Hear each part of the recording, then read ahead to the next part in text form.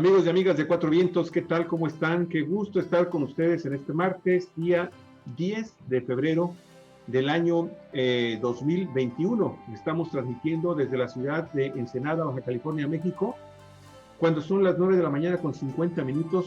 La más cordial de las bienvenidas a nuestra amiga y colaboradora de Cuatro Vientos en la plataforma 4B TV Diálogos, y obviamente los análisis siempre con ella son sobre temas sobre los derechos de las mujeres y de las niñas, amigos y amigas, que usted sabe que esto debe de ser algo fundamental que se debe de estar comentando, difundiendo en los medios de comunicación, ahora que tenemos la posibilidad de pues poder transmitir libremente, sin ningún mayor interés que el de que usted tenga mayores elementos y tenga un juicio y una información más precisa, más exacta de lo que está ocurriendo con este sector que ha sido durante siglos marginado, explotado, abusado, y que la sociedad machista del universo de México, del resto del país, pues requiere comenzar a hacer modificaciones importantes en su comportamiento hacia ellos. Bienvenida, Mari Carmen Rioseco Gallegos, ¿cómo estás? Hola, buenos días. Buenos días. Estamos bien, seguimos en la contingencia, siguiendo todo, las recomendaciones, esperando la vacuna. Y pues también yo quiero saludarlos, felicitarlos por el artículo que mejoraron ayer. Olga, muchas gracias. Y enviarles un saludo muy cordial y afectuoso a todas las personas que nos siguen y que están con ustedes en Cuatro Vientos. Muy bien, gracias, Gracias, Mari Carmen. Adelante. Bueno, Mari Carmen Rioseco, una feminista y defensora de los derechos humanos de las mujeres desde hace pues más de 13 décadas. Ella es consejera consultiva del Instituto de Mujeres del Instituto de las Mujeres. Bueno, Mari Carmen, en efecto, ayer nos compartió un artículo periodístico que escribió que de veras es estrujante, porque aunque todos sabemos que la situación de pandemia ha puesto en grave riesgo a la población migrante y a la población desplazada de varias regiones del país, principalmente del sur, sureste del país, y que tienen que llegar a la frontera con la esperanza de cruzarse hacia Estados Unidos en busca pues del alimento, en busca de una mejor condición de vida. Todos sabemos que existe esta situación, pero los migrantes que hemos visto que llegan a nuestro territorio, a Baja California, vienen en situaciones sumamente difíciles que se agravan por la violación de los derechos humanos de que son objeto aquí mismo, en esta parte de su país, que es la Baja California. Y la situación se vuelve todavía más preocupante, de veras estrujante, cuando nos enteramos del caso de las familias tzotziles que vienen desde Chiapas, desplazadas no solamente por el hambre, sino por las condiciones de violencia que se viven adentro de sus comunidades, y que para salvar la vida toman a sus niños en sus brazos y recorren tantos y tantos kilómetros, llegan a esta frontera y se encuentran aquí con la policía municipal, en este caso de Mexicali, que sin más ni más separa a los niños de sus madres, se lleva a los bebitos lactantes todavía, se los lleva por ahí a un albergue, y esto sucede desde hace semanas. Por lo menos el caso que nos narras, Mari Carmen, es desde el 12 de enero, ya va a cumplirse un mes en que estos niñitos, bebés todavía, algunos menores de edad que ya no son lactantes, pero que siguen siendo unos niños, unas criaturas pequeñas, están separadas de sus mamás.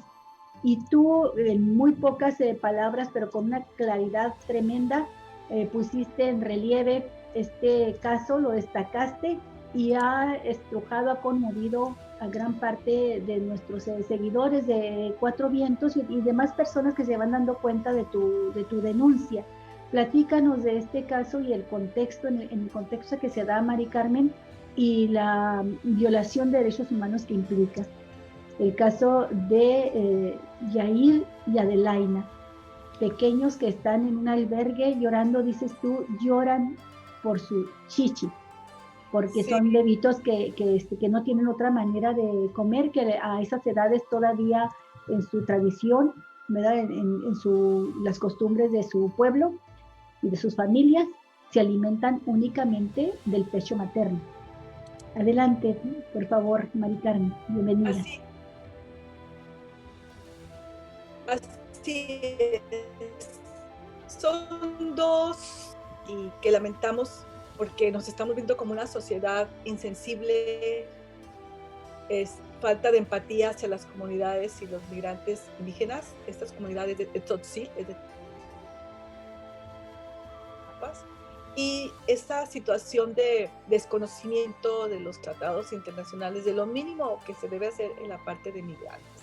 Son dos casos, pero es de una comunidad que, como bien decías, lo escribiste también, son desplazadas. La violencia que está aconteciendo en la frontera sur del país trae como consecuencia que las familias y las comunidades se muevan.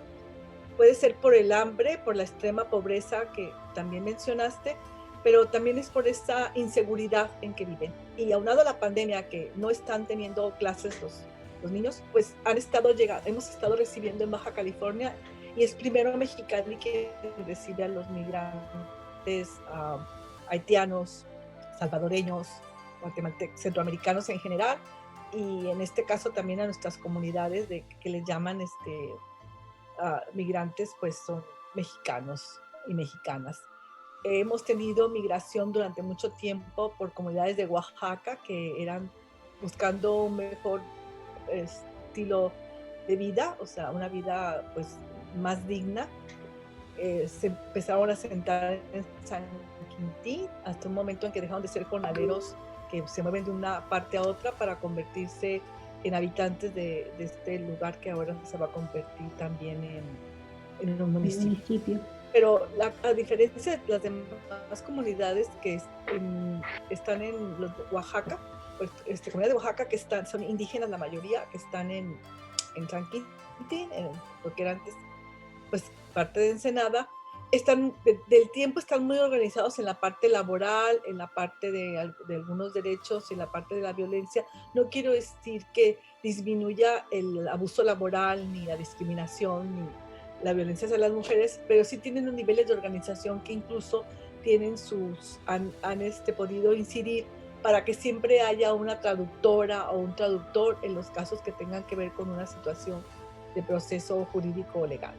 El otro caso son de las comunidades de Michoacán que están en Rosarito principalmente, también están organizadas, ellos se dedican a comercio de piñata, dulce, etc.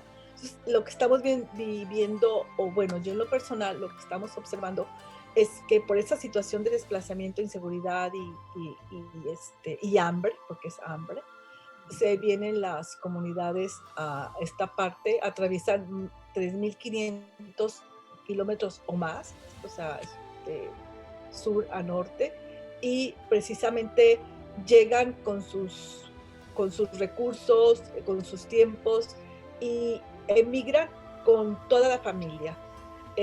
En las comunidades de Mixtecas y de Oaxaca, a veces migraban con todo el presidente municipal, una comunidad entera así, ¡pum! Entonces, porque lo que decías es cierto, dentro de sus usos y costumbres, tiene una manera de organizarse y de estructurar los rangos y los poderes y las relaciones entre ellos de una forma muy especial o muy de ellos. En ese sentido, también estamos viendo que pues Chiapas es el rincón más alejado.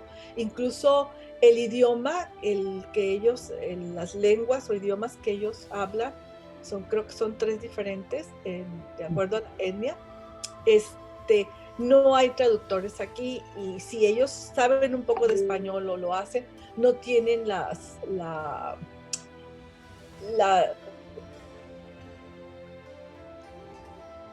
precisión en el lenguaje, en el uso del lenguaje. Los recursos, sí, pero no tienen la información para poder defender su situación como mexicanas o como mexicanos. Entonces pasaron 2 situaciones así. Les voy a comentar algo que yo no creo, o sea, en la casualidad, pero sí un poco en lo que digamos la causalidad, ¿no? O sea, muchas personas vemos un poco, yo trato de ver las cosas de una manera con perspectiva de género siempre y también con esa interseccionalidad. En este caso, pues yo venía por aquí, por la avenida de mi casa. Quiero confesar que no estoy al tanto de las noticias porque hago otras cosas y me pierdo los horarios. Pero yo venía para, me impactó que en la esquina de la avenida Independencia, que es una avenida grande y la más grande es el Periférico, estaba en el semáforo, o sea, estoy hablando de una avenida muy congestionada de tráfico fuerte y horas picos. Estaba una joven que no te puedo decir la edad porque las personas las personas indígenas, o sea, estas mujeres se embarazan muy pronto y no terminan de desarrollar su osamenta y todos sus huesos y toda esta parte de ellas, por falta de calcio y por X situaciones. Entonces no te puedo decir qué edad tenía, pero porque también sus cutis son muy bonitos, sus cutis. Entonces estaba una joven chiquita, con un bebesote en el brazo izquierdo, ¿sí? Y con el brazo derecho tenía agarrado del pie a un niño mayorcito, que tampoco te puedo decir la edad, pero para mí, por su tamaño, era de unos 5 años. El niño estaba aquí, con los pies con la mamá. Uh-huh. Estaba así, en una esquina de una calle muy transitada, y lo tenía detenido, y el niño estaba jugando con las pelotas, ¿ok? Entonces, eso a mí o sea, ¿cómo te puedo decir? En shock, porque pensé rápidamente, o sea, las mujeres no acostumbran a traer a sus hijos en esas situaciones de riesgo, o sea, en donde las comunidades donde ellas vienen no hay vehículos, y pensé, ¿y dónde está el hombre? Porque además era una hora en que deberían de estar ya en sus casas, ¿no? Y regresamos, iba con mi marido, vivo muy cerca, preparé rápidamente, puedo decir, lo que le llaman una despensa, ¿no? De lo que tenía, así, frijol y unas galletas. Entonces, cuando regresé y me paré, le hablé al niño. El niño no hablaba español, eran una niña y un niño. No hablaban español y sí tenían todavía no mudaban de dientes. Uno de ellos que sí que andaban como en los 7 años más o menos. Y le dije, háblale a tu mamá. La mamá llegó con el bebé, la mamá hablaba más o menos el español, porque me hacía así. Entonces le pregunté, a ver, lo importante, ¿dónde está tu hombre? Me dijo que estaba en Juventud 2000, y yo, ingenuamente, o sea, de verdad, pues sí, me vi muy, bueno, así somos, ¿no? Creí en lo positivista que soy, muy positiva, que el hombre estaba trabajando en ese lugar que pertenece al municipio, haciendo jardinería o haciendo alguna cuestión de construcción, que es lo que por lo regular haces. O sea, en mi mundo feliz yo pensé eso, ¿no? Uh-huh. Y así quedó. Entonces ya les di un poco de dinero, me dijo que la otra señora era su hermana, y le dije, ya se van, aquí estás arriesgando, que este lugar es muy peligroso, bla, bla, bla, bla. Así quedó. Entonces cuando me habla una abogada, que es Marta Figueroa, que es una abogada feminista que conozco desde los 90, hemos trabajado juntas, ella trabaja a nivel internacional también con comunidades centroamericanas, es abogada de las comunidades indígenas, vive en San Cristóbal. Me dijo, Mari Carmen, ayúdanos, hay una abogada allá que tomó el caso es de que llegaron las patrullas, en una esquina estaban los papás vendiendo verduras creo que dijo, y se llevaron en las patrullas a todos, se los llevaron y ya no se los entregaron. Y no sé si en esta parte fue que también los iban a detener. Entonces están viendo la situación de si es trata. El papá puso una ¿cómo le llaman? Reclamo, una queja ante la Comisión Estatal de Derechos Humanos, que el de la Comisión Nacional de Derechos Humanos le dijo que como eran patrullas y como eran municipal y estatal, que tendría que pasar primero por ellos. Entonces, cuando yo me comunico con la Comisión Estatal, me dicen que tienen el caso, pero que ya se fueron. Digo, no se fueron. Entonces, aquí va la otra parte. Ya me informo bien, porque habla la abogada una abogada que afortunadamente, ella vivió en Chiapas, y tiene mucha sensibilidad sobre las comunidades, y ella junto con otras dos abogadas, que dos son maestras universitarias en Derecho, tomaron los casos, o sea, porque lo leyeron y lo tomaron. Entonces resulta que el conjunto urbano, creo que Orizaba, es un conjunto que no es de muy bajos recursos, pero bueno, ahí estaban varias familias en un domicilio, y llegaron también las patrullas municipales y llevaron a todas las personas y tuvieron que pagar multa. Finalmente tuvieron las autoridades que quitar la multa porque no tenían para pagar, obviamente, ¿no? Pero les retienen a los menores, y eran 12 menores de diferentes edades. Ahí no había lactantes. Entonces los retienen y les dicen que se tienen que regresar a su comunidad, porque los acusan de estarlos usando en la parte de plata. Para mendigar. Explotación laboral de menores. Así, y de hecho la nota así dice. La nota dice que por ¿cómo le llaman? Mendigar. O sea, pendinguero, no recuerdo cómo se escribió, pero bueno, estaban limosneando. O sea, ellos vieron que había un crimen ahí, que los niños estaban pidiendo limosna, los tenían obligados a pedir limosna.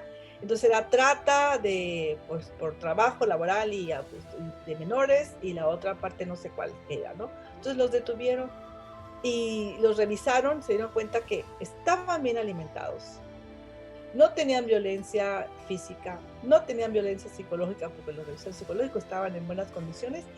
Y entonces hacen un comunicado, el DIF estatal hace un comunicado en donde yo ya hablé con los periodistas, con varios. Ellos no entrevistaron a las personas, ellos no estuvieron ahí. O sea, el comunicado fue así: esto pasó, así es. O sea, estaban pidiendo limosna, los salvamos de las personas que los estaban usando, y los vamos a regresar con sus familias. Omitieron que estaban con sus familias. O sea, no. Entonces aquí empieza esa preocupación por lo grave del desconocimiento, la desinformación y la falta de empatía de estas autoridades municipales y estatales hacia nuestras comunidades indígenas. Mari Carmen, permítame tantito, porque quiero abonar a lo que tú estás diciendo. Adelante. Con estos datos. En realidad, lo que tú acabas de narrar, ¿qué sucedió en qué fecha? Ok, son dos eventos. El de los bebés lactantes, por el cual yo hice mi Ese es reciente. Ajá, fue el 12 de enero. De enero. O sea, y la de esta separación, esta detención arbitraria por parte de los policías municipales de estos niños. Las dos fueron separaciones arbitrarias, las dos. Okay, sí, claro. Pero el segundo caso, ¿cuándo fue? El segundo caso son 12 menores que fueron sacados de su domicilio sin orden de un juez, así, con policía. No llegó la UBI, la Unidad de Violencia Intrafamiliar, no llegó la Fuerza Rosa, la que trabaja la violencia familiar, no llegó la psicóloga, no llegó la trabajadora social, llegaron los policías. Imagínate lo traumático que es que en otro idioma, en otro lugar, te traten como un criminal y te separen de tus papás. ¿Eso cuándo fue, Marca? Eso fue el 23 de enero. Okay. Y los regresan el 28. Mira, yo insistí, perdóname que te esté interrumpiendo, pero es que es bien importante las fechas, porque estamos hablando de dos acontecimientos que se dan en enero pasado, en enero del 2021, con fechas muy, muy recientes. Y tú comentabas que desafortunadamente las autoridades no tienen información sobre este tipo de cómo proceder o de cómo atender este tipo de problemas. Mari Carmen, lo que tú estás reseñando tiene cuando menos en nuestro estado de Baja California se está de 1984. No sé si soy yo, pero parece ser que estoy recibiendo mal tu señal. Sí, hemos tenido problemas ahorita, está muy inestable, pero estamos grabando y en la grabación no hay ningún problema. Estoy recibiendo mal tu señal. Y también nosotros te recibimos mal, Mari Carmen, pero seguimos grabando porque la grabación ya sale bien. Sí, no te preocupes, o sea, nosotros te escuchamos y nada más quiero agregar esto, mira, Desde 1984-85, en Baja California ya existía este tipo de arbitrariedades. Cuando con Ernesto Rufo se llega a la gubernatura, crea, yo creo que tú te acuerdas, crea la Procuraduría de Derechos Humanos en el estado de Baja California, que fue una de las primeras en todo el país que se funda. De los primeros casos que atendió José Luis Pérez Canchola, que fue el primer procurador, fue precisamente este tema. Sí, fue precisamente sobre estos temas de cómo las policías municipales y los agentes de migración detenían a estas familias y las separaban, las abusaban, y a los niños siempre los trataban como si fueran objeto de una trata de personas.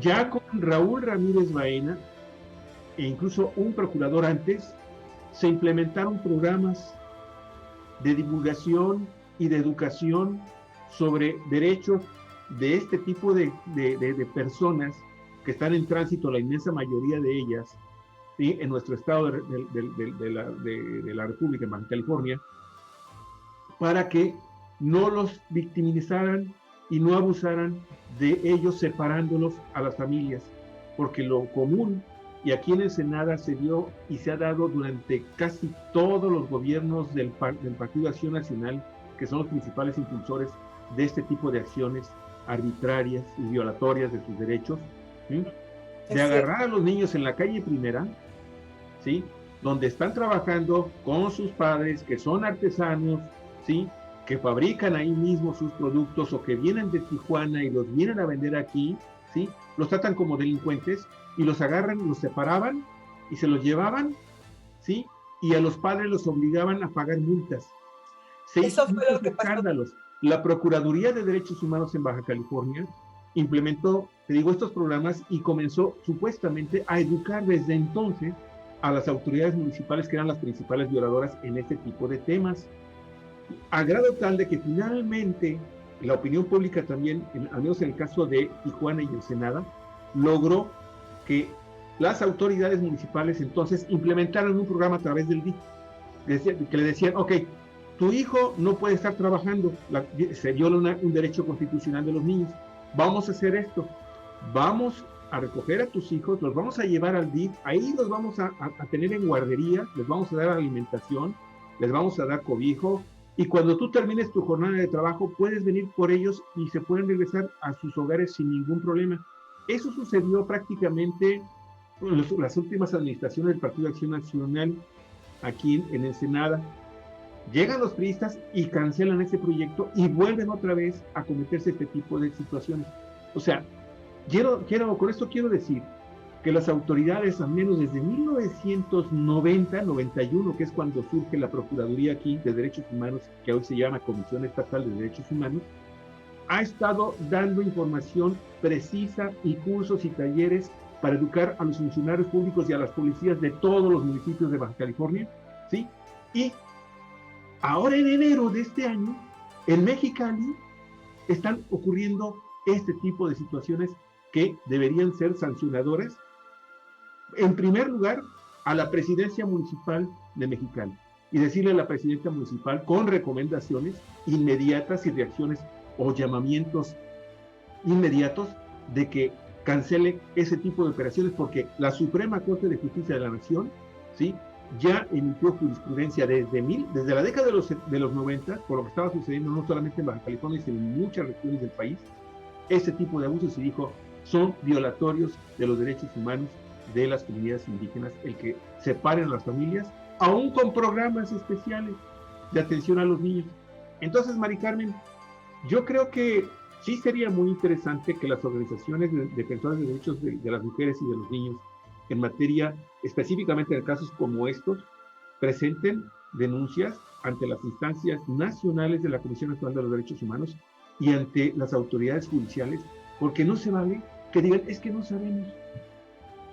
Es lo malo de tener autoridades que no están relacionadas, que no saben absolutamente nada de la problemática social de sus comunidades, ni les interesa saber, ¿sí?, que llegan ahí por recomendación y que ahora quieren ser gobernadoras.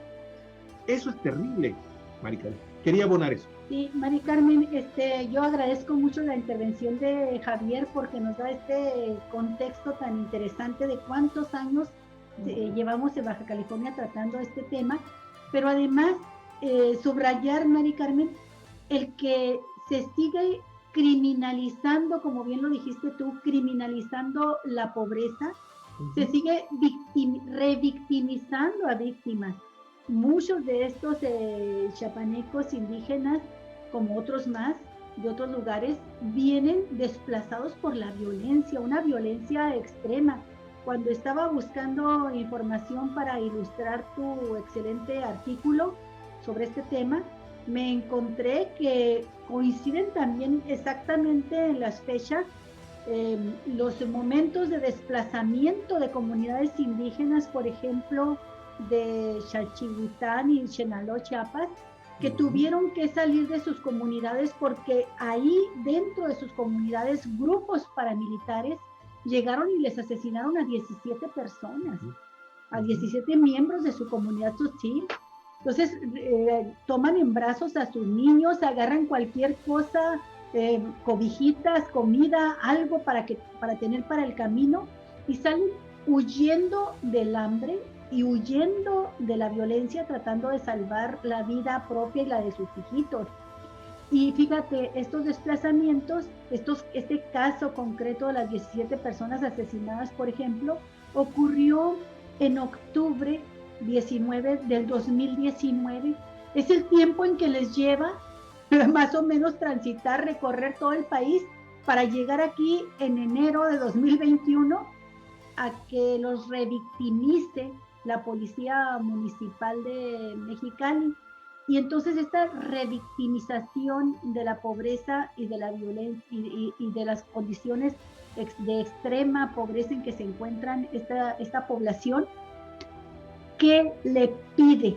Dime tú, ¿qué le pide a el caso que denunciamos un día sí y otro también, y en una doble moral nos escandalizamos de la manera en que trató Donald Trump a los migrantes, separando a las madres de los hijos y dejando a los niños enjaulados? ¿Cuál es la diferencia? No hay ninguna diferencia. Hay agravantes. Y el agravante que tenemos es que actuamos contra nuestra propia gente, contra mexicanos, actuamos en nuestro territorio contra esos mexicanos, nos hacemos indiferentes los ciudadanos a este dolor, a este sufrimiento, y los gobernantes, como bien lo dice Javier, permiten que sigan sucediendo este tipo de arbitrariedades mientras andan tomándose la fotografía y haciendo campaña para saltar a un mecate más alto, de una presidencia municipal a una gubernatura. El agravante mayor es que esto sucede con un gobierno que dijo llegar para cambiar las cosas y que nos ofreció una cuarta transformación que tiene en el centro del corazón, según lo ha dicho López Obrador, el presidente, velar primero por los pobres, ¿verdad? Atender primero a los más pobres. Yo quería hacer nada más estos comentarios para que tú continúes tu análisis, querida Mari Carmen. Bueno, gracias por la aportación. El análisis lo estamos haciendo como siempre entre los tres. Yo lo que aporto es información y la perspectiva de género y de derechos humanos. A mí me parece que lo del DIF, cuando estuvo el PAN, lo primero que hizo Rufo, para empezar, fue quitar las guarderías. Quitó todas las guarderías que eran del DIF estatal, y con eso le pegó a todas las mujeres y a la niñez, que las mamás teníamos que buscar, pagar o poner en riesgo a nuestros niños. O sea, entonces ahí, desde esta parte, pues fue también un gobierno insensible. Si fue más pro por la cuestión de que participó José Luis Canchola, Pérez Canchola, pues sí, en esa situación se establecieron varias cosas que ahorita no están presentes. Que tenga que ver con Estados Unidos, o sea, no es lo mismo, porque sí, el Estados Unidos es el presidente el que lleva esa política. Aquí, a diferencia, la política que impulsa Andrés Manuel es de primero los pobres, nunca más sin los pueblos indígenas, Y lo que tú decías en un principio, o sea, los principios, perdón, no quiero ser repetida, pero los principios de la cuarta T no se están aplicando en este estado. Es un estado, digamos, subgéneris o surrealista, no sé cómo le podamos decir, pero hay muchas situaciones en diferentes comunidades que no se aplica esto. En la parte de la desinformación, ellos ni siquiera están considerando que están desinformados. Y además las autoridades tienen el deber de acatar los reglamentos, la constitución, las normas y todo lo referente a lo que tiene que ver con los derechos humanos de las personas, porque desde 2011 nuestras garantías se convirtieron en derechos humanos. Entonces, el derecho a la salud, a la vivienda, es un derecho humano que de ahí parte para que cualquier abogada o consejero jurídico lo pueda hacer. En ese sentido, yo lo que estaba relatando es que existe una actitud, sí, en eso sí coincido, con otros gobiernos de derecha, xenofóbica, o sea, desde el momento que tienes tantos errores o tantas violaciones, porque no están viendo además este asunto como lo vemos nosotras de la interseccionalidad. ¿Qué quiere decir esto? Que yo cuando vi a esa señora, por ejemplo, o sea, dije, bueno, joven, indígena, migrante, mujer, madre de familia, o sea, son situaciones que la hace más vulnerable. Que ver porque no puedes tratar niños. La única que reciben es la de la mamá y los niños necesitan proteína para su desarrollo.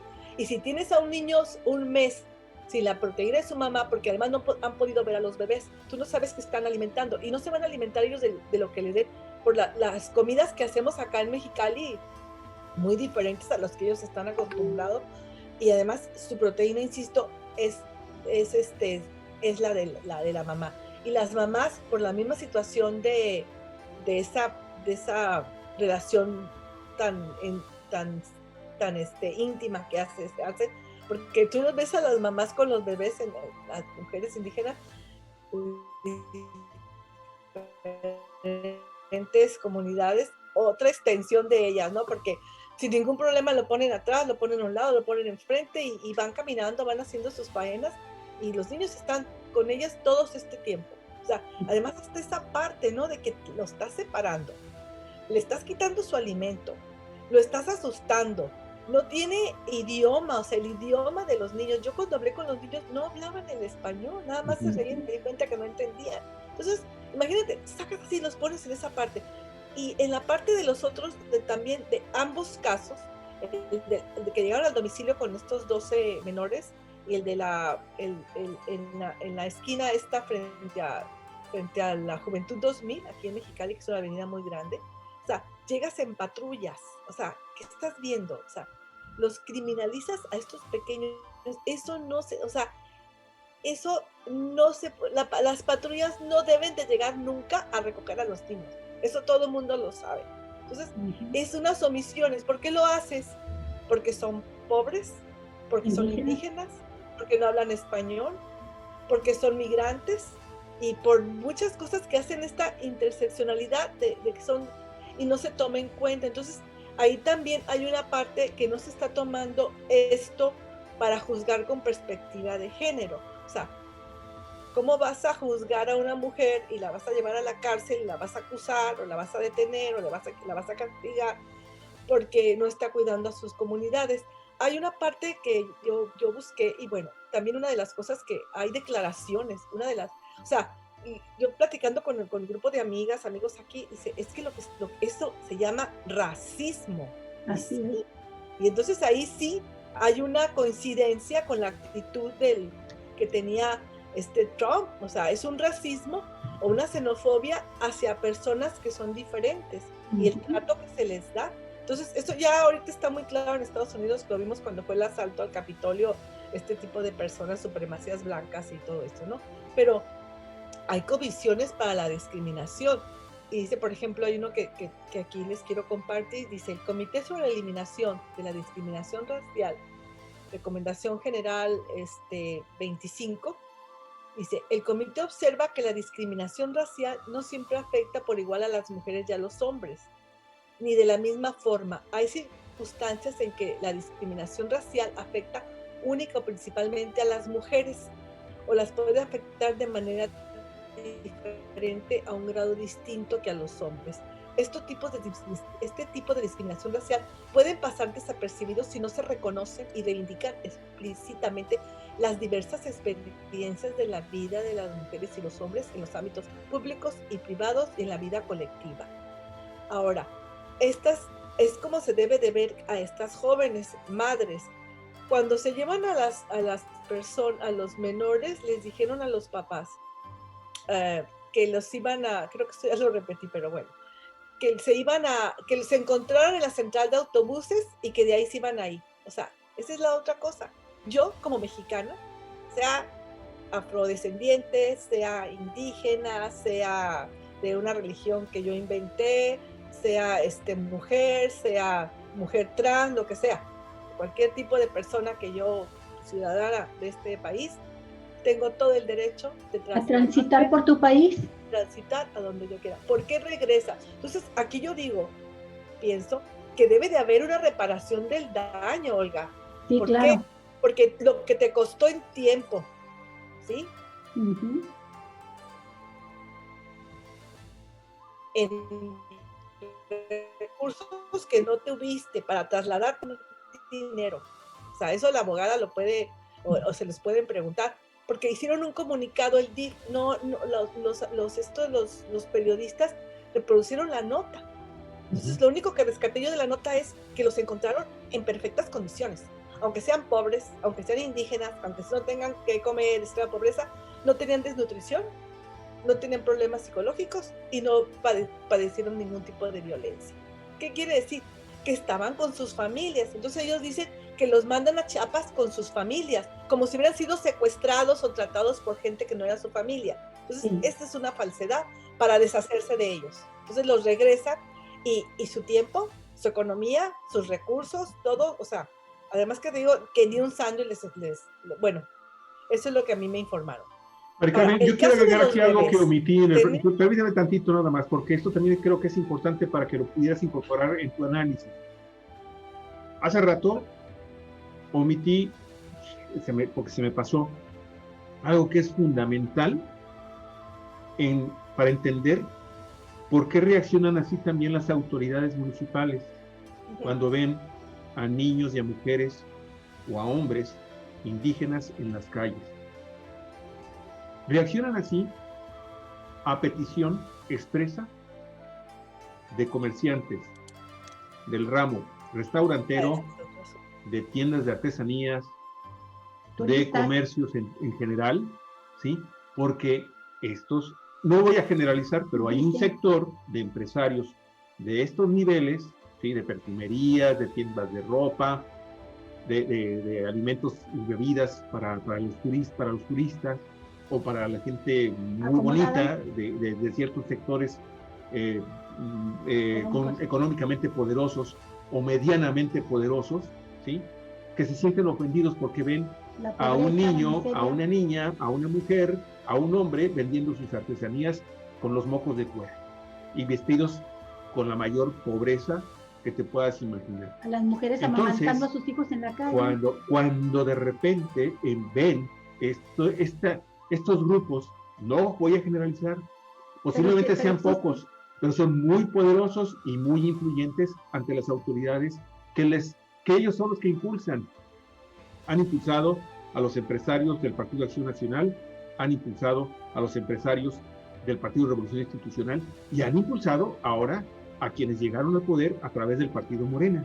Entonces, simple y sencillamente es, por parte de las autoridades, pagar una factura. Ok, me estás reportando que hay unos malditos indígenas ahí, indios malparidos, afiándote tu negocio. Ahí voy, mando a todas las patrullas para crear un espectáculo deleznable, ¿sí? Y con eso cumplo con mi cuota, ¿sí? Con eso finalmente me estoy también lavando la cara ante ti, que fuiste el que me puso aquí, congraciándose con un sector empresarial que desafortunadamente actúa de una manera muy discriminatoria y xenofóbica. Fíjate, Mari Carmen, aquí tuvimos eso que está diciendo Javier, tuvimos un caso así con rostro, con nombre, con apellido, una regidora que se atrevió a proponer en una sesión de cabildo que se enviara a la fuerza pública para desalojar a los indígenas. En este caso se trataba de los oaxaqueños, los mixtecos, que venden sus artesanías en la calle Primera, en la calle turística de mayores comercios turísticos de Ensenada, porque dijo ella, afean la ciudad y nos espantan a los clientes, a los turistas, que no quieren verlos mendigando en harapos, ¿verdad? Y bueno, Mari Carmen, pues todo esto nada más para reforzar lo que tú planteaste, que sí hay una actitud racista de las autoridades.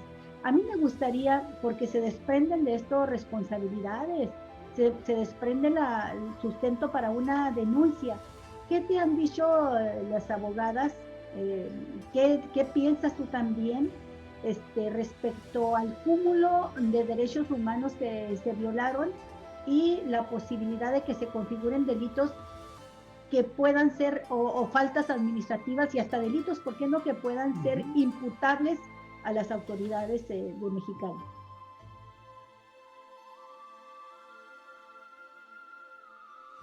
¿Sí nos estás escuchando, Mari Carmen? Bueno, son varios puntos.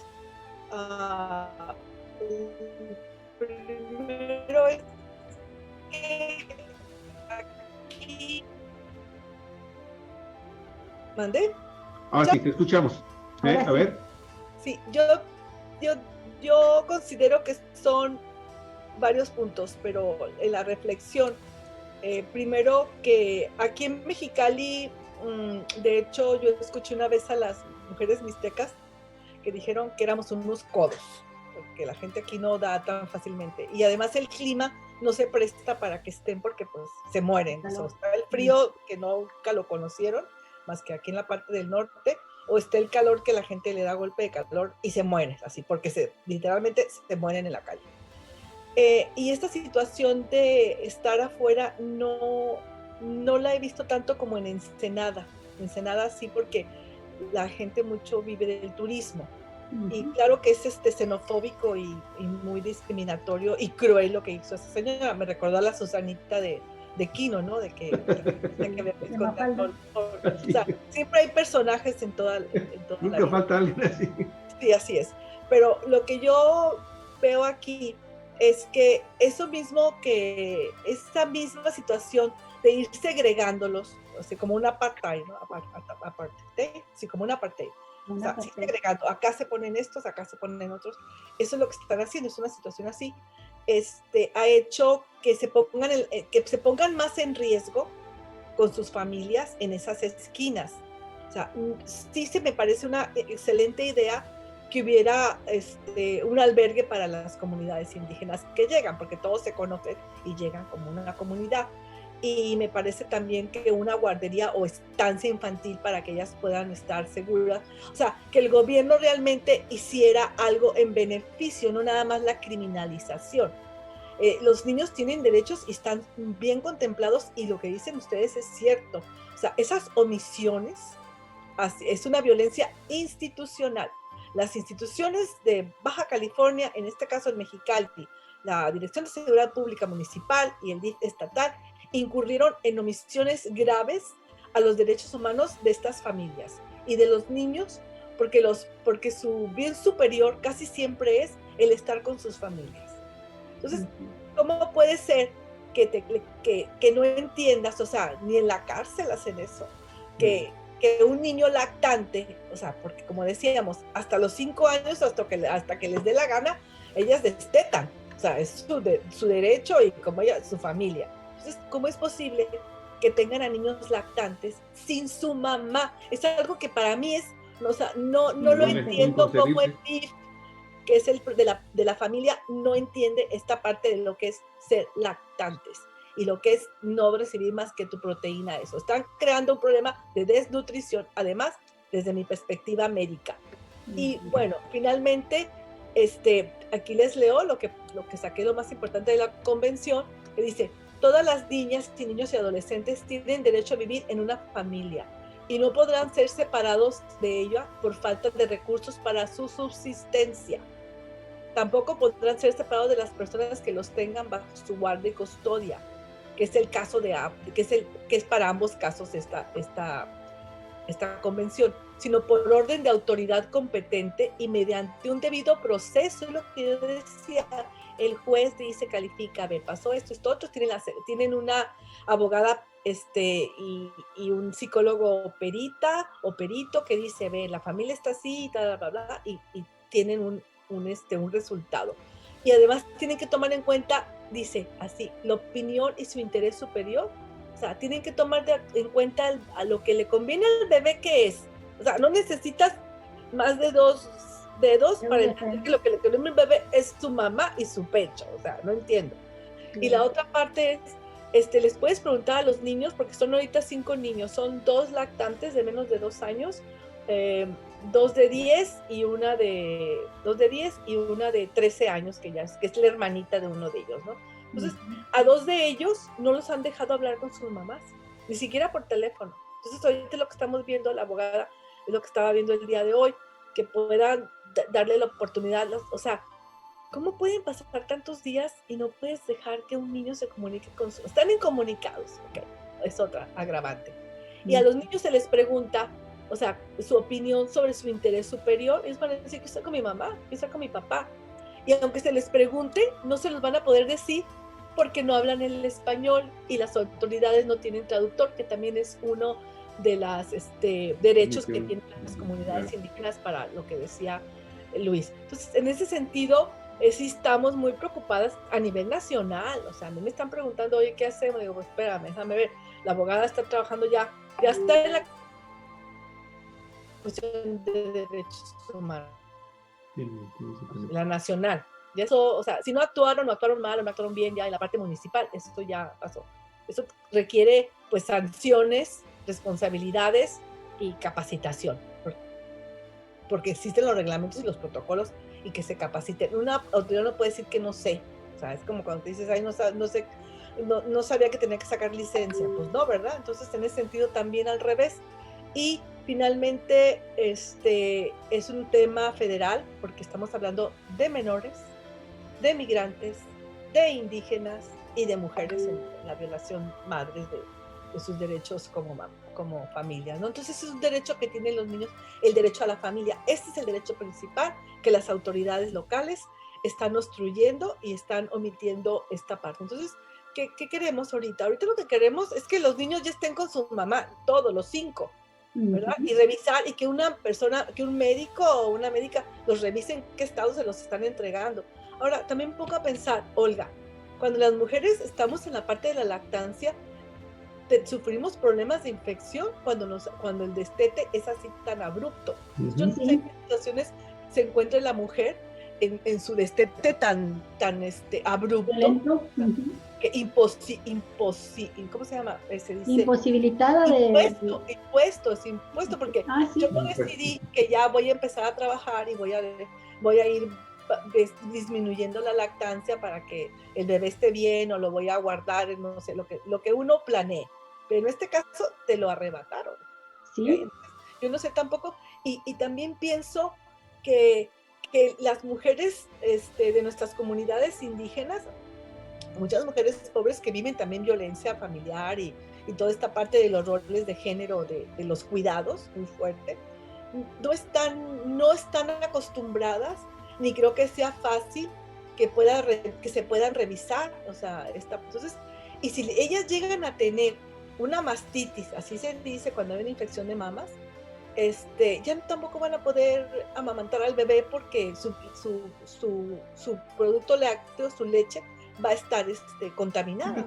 Infectado, claro. Entonces pueden llegar a una temperatura. Entonces, todo esto, yo no sé si ya nada más lo sé yo porque estudié medicina veterinaria, pero creo que cualquier mamá hemos pasado, como tía, como hermana, como madre, como abuela, como hija, hemos pasado y sabemos que pasa esto cuando estás en la lactancia. Sí, las mujeres lo sabemos, Mari Carmen. Fíjate no solamente las indígenas, las mujeres que crecieron en el medio rural, como fue el caso de mi madre, que no era indígena y que tuvo muchos hijos, fuimos 11 hermanos, a todos nos crió con pecho.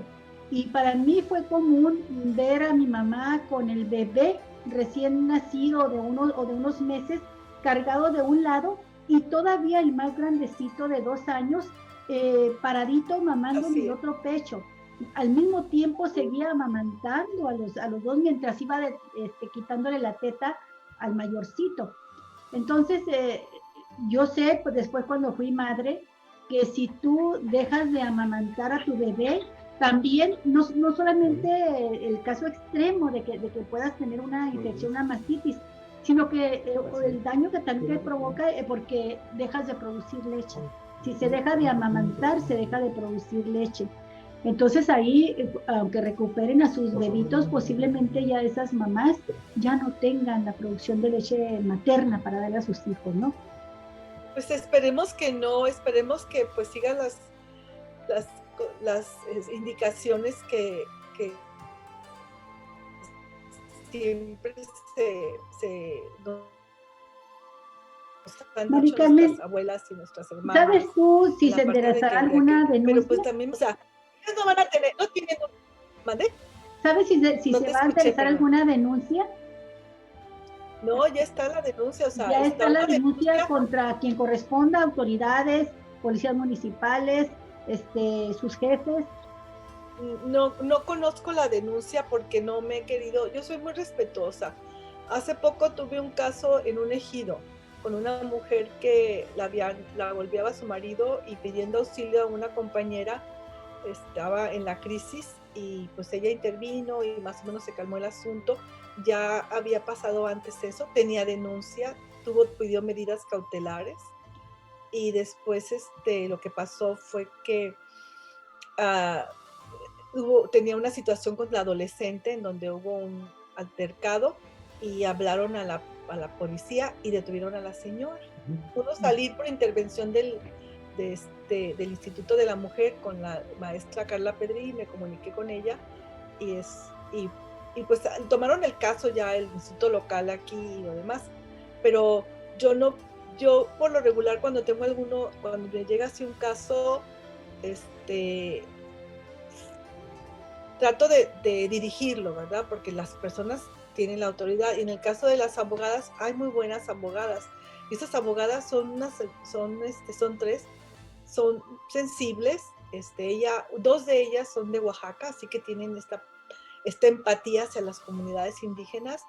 Ellas llegaron por su propia voluntad porque leyeron la noticia y se acercaron y están ahorita. Yo lo que hice fue porque fue lo que me pidió mi amiga abogada feminista de Chiapas, el acompañamiento. Entonces yo ya le di estos números de teléfono, hablé con las personas que yo conozco de derechos humanos de la Convención Nacional, con diferentes personas, y la que sí contestó de los que yo marqué, porque sí le envié mensajes a la Dirección de Seguridad Pública Municipal, también a la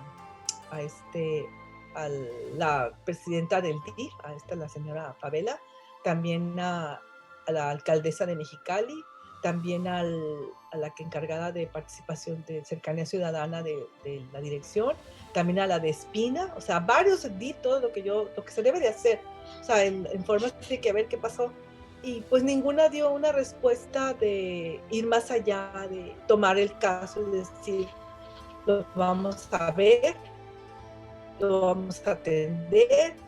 No sabía, mínimo lo de siempre, no sabía yo eso, pero ahorita lo tomo en cuenta, no respondieron. Y sí también les informé que esta situación se iba a ir al tema de la Comisión Nacional porque estaban implicados lo de la interseccionalidad, que eran indígenas, migrantes, mujeres, menores, porque son derechos y además son acuerdos y convenios internacionales que firma el gobierno de México. Sí. Ahorita parece ser que ahí va avanzando porque pues tiene que salir, pero cada día pues pasa otro día de problemas de no sé, yo lo veo como médica, que son de desnutrición, porque todos hemos conocido que, como hemos tenido personas de otros lugares, aunque no sean de comunidades indígenas, en nuestras casas, sus comidas son diferentes, ¿verdad? O sea, no comes salchicha, por ejemplo, ¿no? Ajá. No comes tortilla de harina, o no comes carne deshebrada, o no comes, no sé, o sea, son diferentes. Los niños son lactantes y los demás pues van a comer. Todos comen galletas y el dulce pues es para todos favorito. Y sí, la verdad, en lo personal estoy impactada, estoy enojada y decepcionada de las autoridades, porque esto del DIF, desde que tú decías, Luis, desde que estaba Rufo, después estuvo peor con Kiko Vega, y además con nosotros, yo tuve casos muy cercanos de niñas y niños que quitaron el DIF por cuestiones de adicción de los papás, y se pone terrible, ponen una serie de situaciones en donde, en un pragmatismo, cuadrados completamente sin entender esta parte, porque incluso en uno de los casos, que por cierto que fue de mi familia, solicitamos desde otra ciudad, se hizo todo el proceso para adopción, y no se quiso por situaciones de que, en este caso estaba Rosa María Solís, estaba el procurador, y no quiso y no aceptó, y los niños perdieron la oportunidad de, en lugar de estar en un albergue, estar con sus tíos. Okay, eso es real. Yo tengo todo el expediente y cuando quieran lo platicamos. Entonces, así está la situación.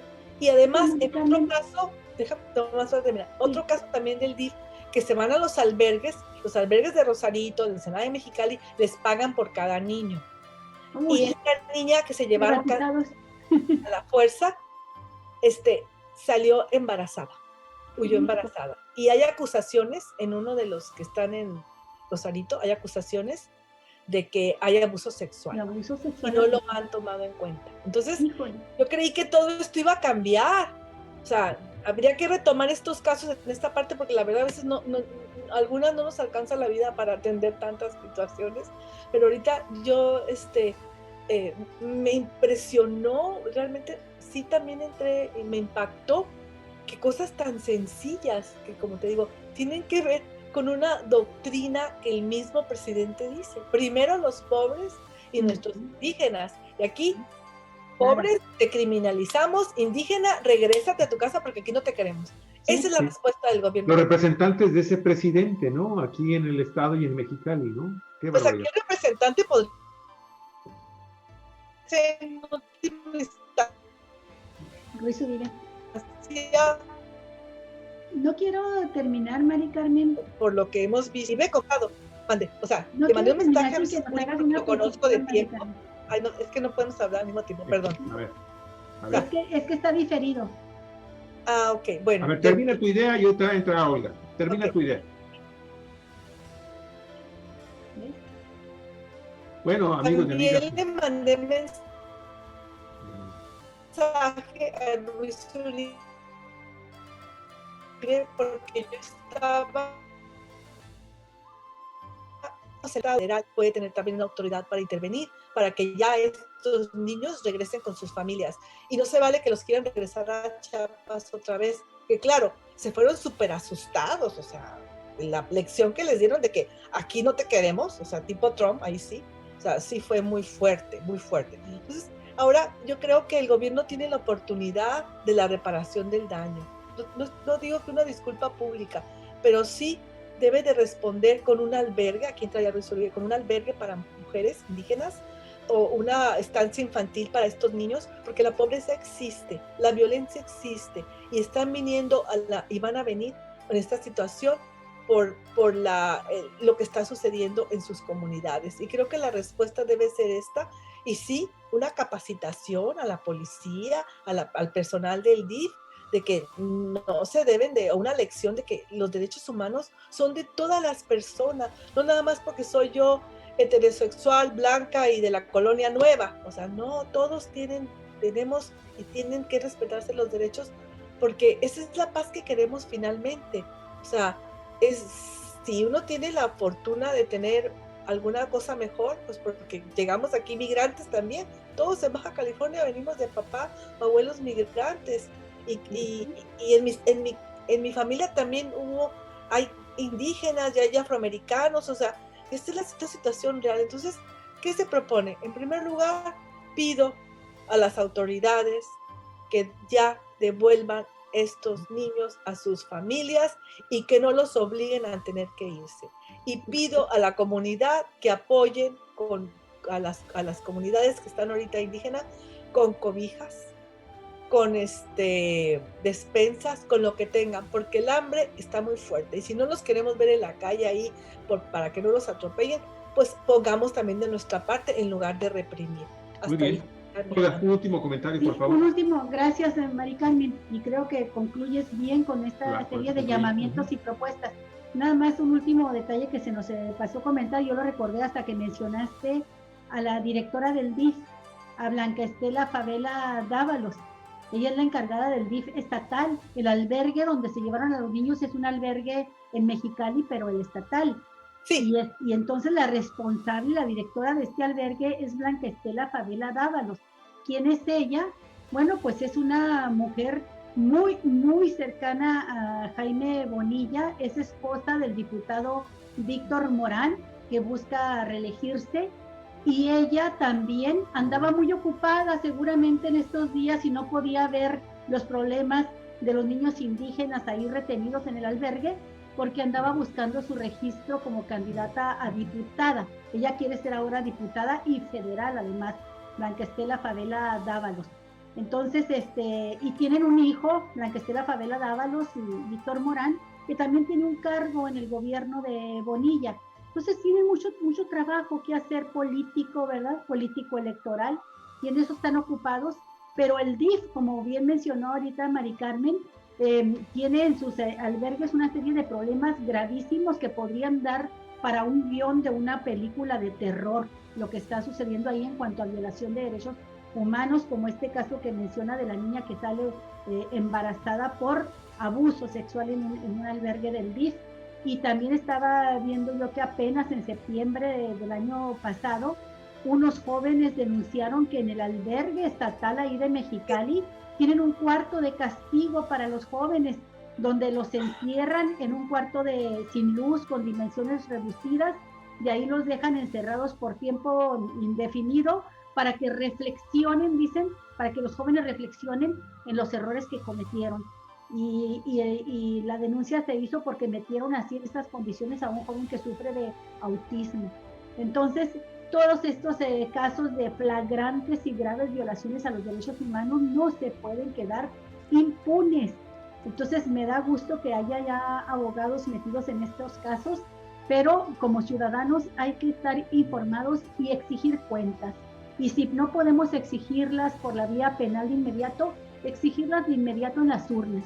No votar por este tipo de funcionarios que han demostrado una incapacidad absoluta de tener empatía, un humanismo elemental para atender a esta población tan golpeada, tan violentada, y que terminan criminalizándola aún más. Por lo menos yo sí hago a título así personal, hago ese llamado a los ciudadanos a que no voten por esta persona, Blanca Estela Favela Dávalos, titular del DIF, con todo esto que está sucediendo en el área donde debía haber trabajado mejor, porque como dice Mari Carmen, todos esperábamos un cambio notorio, importante. Sí, ¿vale? Al menos en el caso de esta mujer, que también jugó un papel muy importante en todo lo que tiene la trama de esa ley Bonilla, que buscaba ampliar de 2 a 5 años su gobierno, porque ella estuvo en 2 ocasiones impulsándolo. ¿La estrategia? En parte de la estrategia que se utilizó con este otro diputado, con su esposo, para finalmente caer en una burla nacional, en el caso concreto de Baja California, Ley Bonilla. Gracias, Mari Carmen. ¿Algún comentario final? Sí, a mí lo que me preocupa es el que no se llamó tampoco al INPI, que es el Instituto de Protección a pueblos indígenas. A los pueblos indígenas. O sea, yo creo que se encuentra en Ensenada.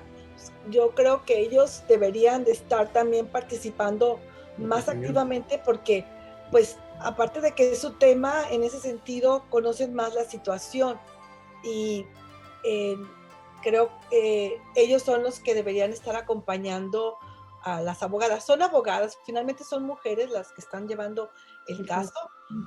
Yo creo que va a salir adelante porque lo que veo es que hay desconocimiento del suceso. Entonces, por eso agradezco los espacios que me han dado algunos compañeros, compañera, en este caso, pues ustedes toda esta hora, para extendernos y explicar bien la situación, porque a las personas que yo les he estado comentando así por teléfono que están en el gobierno, no estaban enterados. Y claro que están asustados y preocupados por la imagen que está dando Baja California como una entidad discriminatoria y xenofóbica, o de gran ignorancia, como le quieran poner. Pero el tema es, para mí ahorita, es que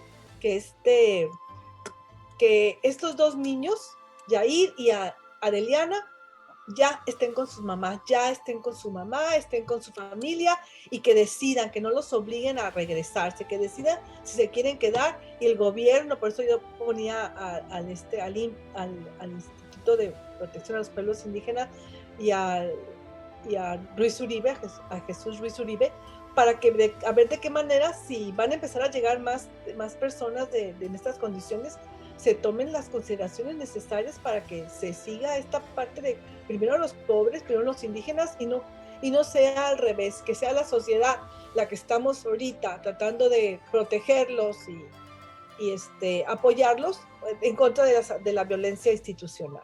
Entonces, muy bien. Pues, en conclusión, una mancha más, una raya más a la cebra, mi estimada Mari Carmen. Muy amable, Mari Carmen. Muchas gracias por tu colaboración con Cuatro Vientos, y muy agradecidos nosotros contigo, Mari Carmen. Nos vemos. No, al contrario, qué bueno, me gustó mucho como pusiste el artículo también, Jaime Delgado, en Periodismo Negro, cuando le informé lo que estaba pasando, inmediatamente él cambió su nota y puso lo que era real. O sea, afortunadamente en Baja California hay muchos periodistas independientes y también que trabajan de buena fe.